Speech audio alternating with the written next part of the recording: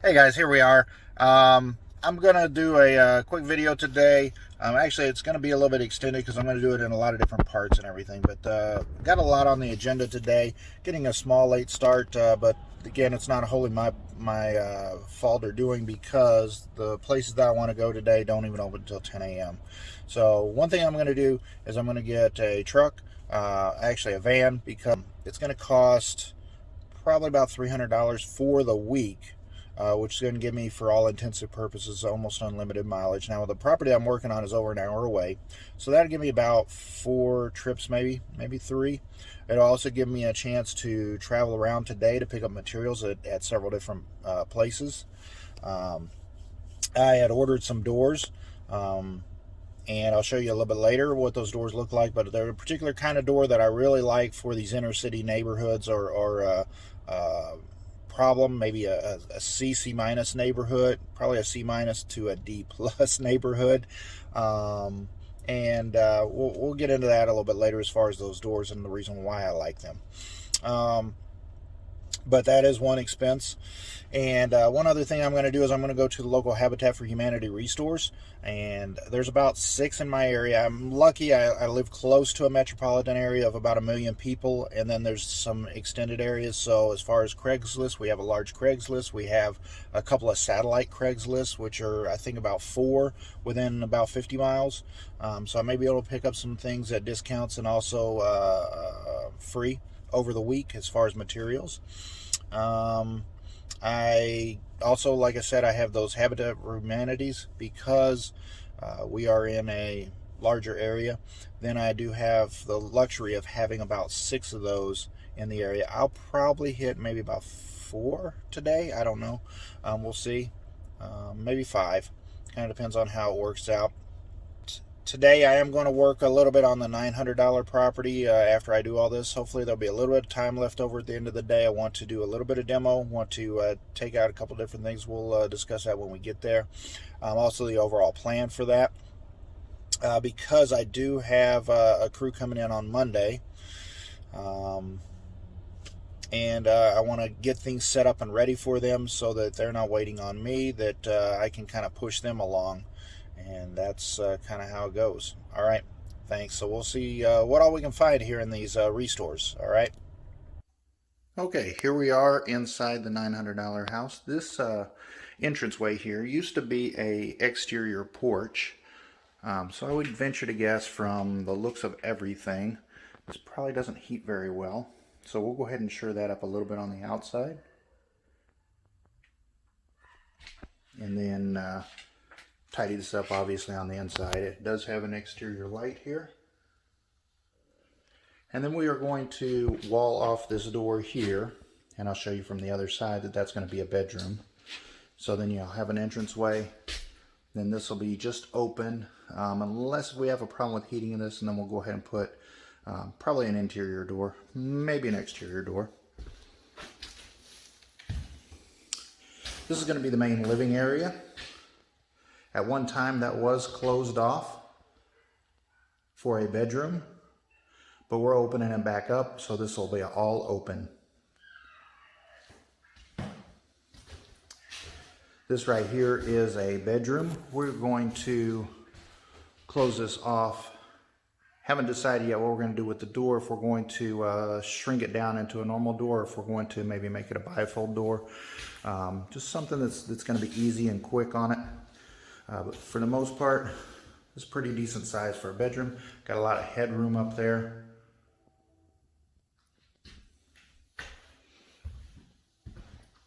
Overall, I'm sorry, let's go back a little bit. Overall, the floors are in pretty decent shape. I know there's insulation there. I think somebody had pulled that out, and maybe one of the residents at one time probably threw a sleeping bag over there or something. I don't know. So let's take a look at the floors here. Overall, the flooring seems to be pretty decent. The walls seem to be pretty decent. There's not much as far as cracking or anything like that on the plaster. There is a little bit of movement right there on that ceiling. However, I don't think that that is a leak. I think that's just some normal peeling and cracking as far as the top layer of paint there. So as we go in here, this floor again seems to be pretty level and everything. There's actually original hardwood down here. It has been cut into over the years a couple of different times, so we're just going to go ahead and go over top of this. And all the floors we're going to do with vinyl plank flooring. So this right here, somebody was working on windows. All the windows are in except for this one and the kitchen one. I'm going to make this one just a little bit smaller there. Then this entranceway in here. Now I'm usually scared when I see carpeting on the floor in a kitchen or a bathroom, because that usually means that there's a problem with the floor. However, it doesn't feel like it, but we'll kind of see once we rip that up and see what we're into. But overall, the walls, the ceiling, really doesn't look in bad shape. All right, so as far as a layout, what we're going to do is that doorway goes into a bedroom. This wall we're actually going to leave blank, so if they want to make a little kitchen nook, a little small table or something like that, or put up a little pantry shelf area or something, then that's perfectly fine. But we want to eventually, and this may be, you know, 3-5 years down the road, we want to get some, we want to get this up and running. We want to get some rental income going and everything, and then eventually we may come back in on a larger project and take this wall out, put a beam up there, then that's going to make this all the way open so that when you walk through that front door, you're going to see that large room, plus you're going to see a large kitchen, which I think will be pretty nice look overall. All right, but we're going to basically start the sorry about that. We're going to start the cabinets in this corner. They're going to run the length of this wall here, and then go into that corner. Then you're going to have the stove there, and then another cabinet over there. Now I did get a couple of cabinets already, and we're going to put a small window up there. But these existing ones, they're coming out. And then as we go in here, as we climb over these boards, this is a very small bedroom here. We're going to actually wall this off right there, flush with that wall. Then we're going to come in here, and we're actually going to take this closet out. And these shelves up here, we're going to take them out because that's actually the attic access. So we're going to cut that, make that a little bit bigger. But then eventually we're going to actually put, you know, a little pull down ladder type situation. So it'll be a lot easier to get into and everything. But this is going out. That'll give us a lot of space here. I mean, a couple 3 feet extra on a bedroom is going to be huge. And then this is going to come out a couple of feet. But it'll be a lot smaller space than that other larger closet over there. All right. And then this is going to be the bathroom here, because it's already the bathroom. We're going to change out this shower with the light fixture inside the shower. And that was not code ever.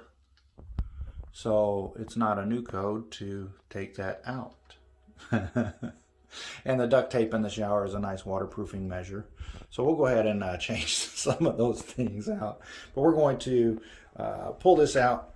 We're going to bring out a bathtub, which is going to come out probably about right there for a bathtub and a shower combo. The rest of that's going to be whatever that winds up being, maybe about 3 feet for a closet, which is going to go up there. And then this is going to open up into a doorway, which it already used to be a doorway. So that should be extremely simple. Then back here, we're going to drop a sink. So pretty simple items there. And as we come back in here into the kitchen, now you can see that doorway. So we'll just simply make sure that we got a door in the doorway there. This right here goes to the back area. So this used to be a washer dryer hookup. In that bedroom, in that closet, actually was a washer dryer hookup also. So there's been multiple. So what we're going to do is we're actually going to restart this washer dryer hookup, but it's going to be on the opposite wall. So as we come out here, this used to be probably an exterior porch or patio area or something, because we can see the foundation there. So we're actually going to raise this floor up because this stair is pretty darn tall. I'm guessing maybe 6 inches or more. So we're going to raise this up about 4 inches, which will be flush with the doorway here. Then we're also going to take out these closets, which is going to improve the square footage back here. We're going to put the washer and dryer hookups right there.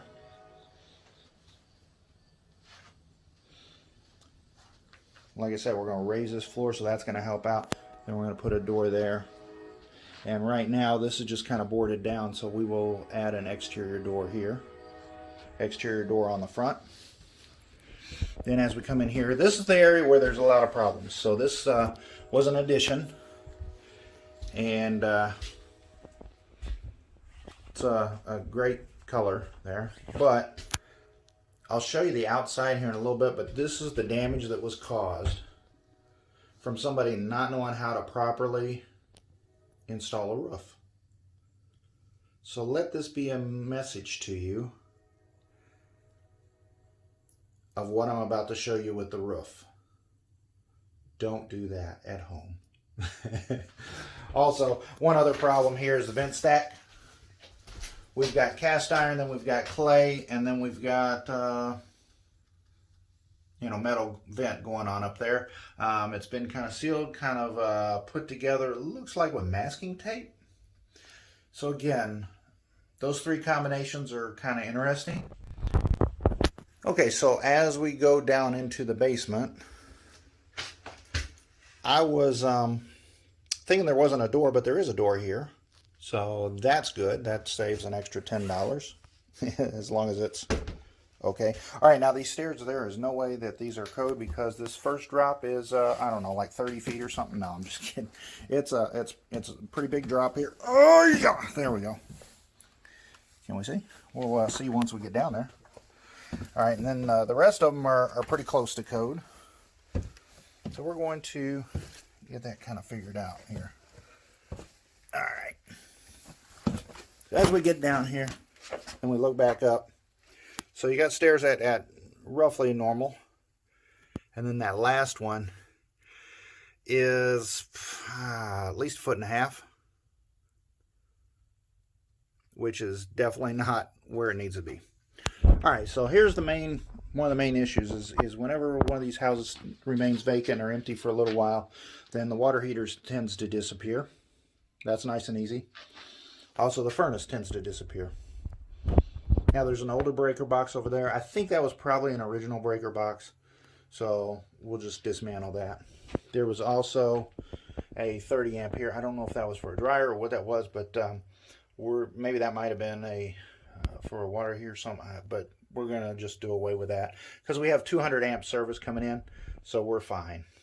With all that, we're just basically going to update some of the existing wires and that, but for the most part, they ran some PVC. Here's some old style PEX lines here,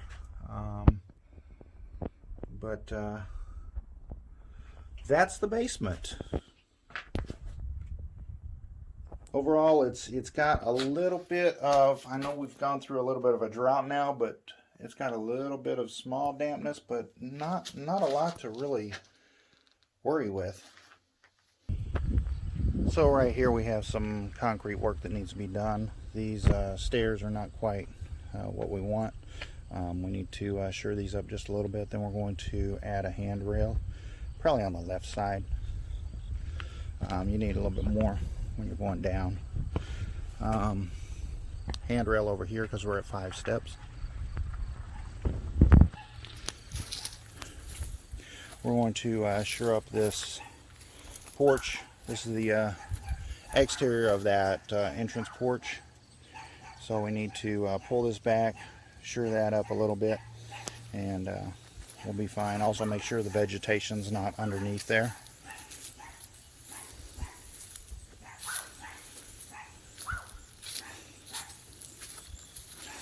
Back here, we're going to pull this foam board off, put on some new foam board. Then we're actually going to put some siding up, wood siding. And then, as we bought this, there was no door, so it was just walled up with a 4x8 sheet of OSB. And then here's all this. Again, we're going to replace all that. We need to replace this back wall here. We're a little bit rough here. So, we also need to shore this up here with this post beam here. But overall, I mean, the roof is not looking too bad. There's that vent stack. But over here, basically what happened, you got a little bit of drip edge over here on this side, so we're good. But there was no drip edge here on the back side, which, you know, when the house was built in 1880 was a kind of optional thing. But probably when this addition was done, it might have been code then, but it's definitely code now. So we need to add a drip edge right here. We need to replace the fascia boards. And we're going to add more of this metal here, which will help to seal up the, first of all, the drip edge is going to keep the water from running directly onto the wood.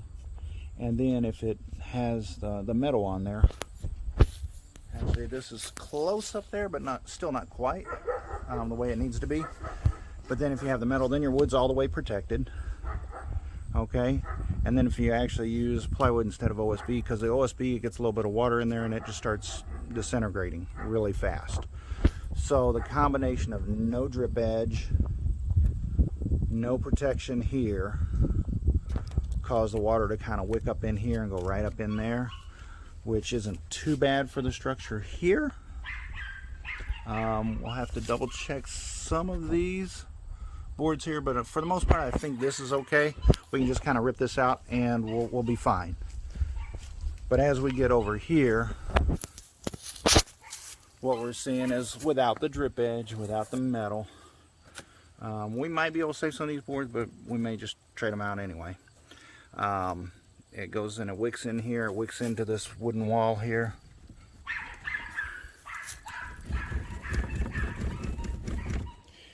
And we sealed it up for the varmints, but yeah, it's definitely not doing too well there. All right, and then as we go back over here, I'm still trying to decide what we're going to do with this window. If somebody wants to make that back room a bedroom, that blue room, that's up to them. But I'm not going to officially add a closet, I don't think, or make it a bedroom. May possibly. Because if I added that closet, it would probably be over where that vent stack is. So we'll take a look at that. That may be a possibility. Maybe a nice, simple change. That gives us 3 bedrooms. But, however, I still think even after we add some new wood here, add some new insulation, add the siding, it might be difficult to heat here. We'll see how that goes. And then as we come back over here, that's what this side is. Now I just slapped a real quick coat of paint on there, all the way around towards the front and everything, just so you know it wasn't an eyesore for the neighbors, wasn't an eyesore for the city and everything. But we'll still have to put another, when we're all done with this back here, we'll put another coat of paint on. This back part will be super simple. We won't even need a ladder for that. And then touch up the white there a little bit more. Okay guys, so here's the haul for today on the cabinets. We've got a corner cabinet, and we've got a lower base, another lower base there, another corner cabinet over there. I think that one may go into another apartment. And there's a lower cabinet there. And then the sink base that's in the kitchen, we'll try to refinish that. And then we'll see how that goes. I may not be able to, and then we'll have to get that. But then that leaves, I believe, a 24 and maybe a 12-inch cabinets that all that I need. So pretty good. Most of these, I think, were on the average about $30. One of them,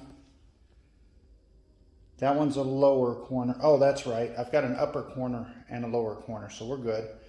This upper is was $18. The others were averaging about 30 to 40. So, you know, all in all, pretty good day. We did get our exterior doors, so those will get put on Monday. This is the one that I like here.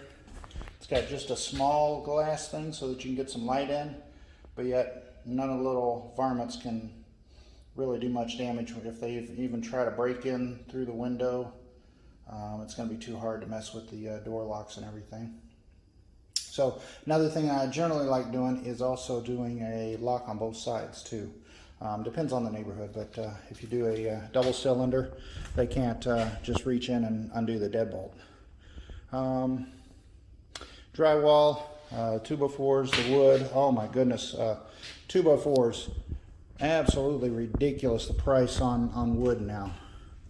2x4s were going for like $6-7, something like that. It's killing me, so I'm gonna have to go some of the old job sites and see if I've got extra wood, because I don't want to pay that much for 2x4s. That's ridiculous.